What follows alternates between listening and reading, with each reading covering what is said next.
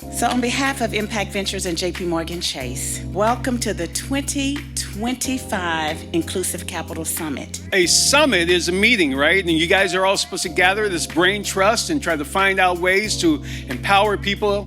Today we gather not just as entrepreneurs, investors, and change makers, but as a collective. At Impact Ventures, we believe breaking barriers is not just about access to capital or resources. It's about shifting power, rewriting narratives, and building an economy that works for everyone. We want to make sure that where other people see problems, our students see opportunities. There's a reason that people are saying, is education still worth it? Because the ROI of dropping $250,000 over 4 years is really tough. We've seen that diversity, equity, and inclusion are not fringe ideas.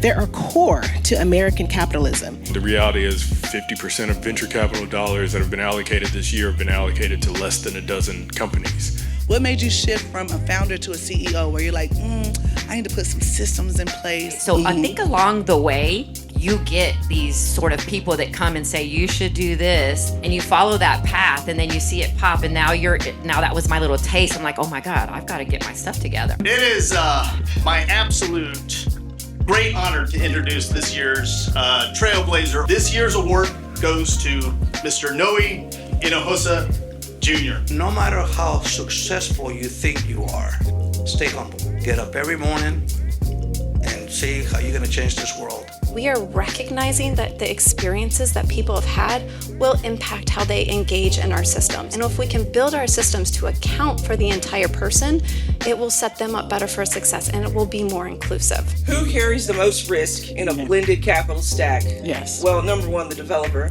When you sell this, whatever we get out of it, we want it first. That's who's carrying the risk. First lesson that I learned as a young executive, it's okay to be uncomfortable. It's okay to make it. The friction is okay. I think if someone had told me that earlier, then I would have made some decisions that might have made things a little easier. The best thing that we can do as a business, as executives, is teach each other how to operate in and past that friction and discomfort. If you're building something and you want to build equity as a part of it, then also build resistance and perseverance as a part of your brand, as a part of your mission, as a part of how you do things. Today is about doubling down. It's about not stepping back. It's about not slowing down, but leaning in with urgency, with conviction, and with an unwavering belief that the power of inclusive capital can change communities. Because when we invest in underrepresented entrepreneurs, we don't just uplift individuals, we transform industries, families, and entire communities.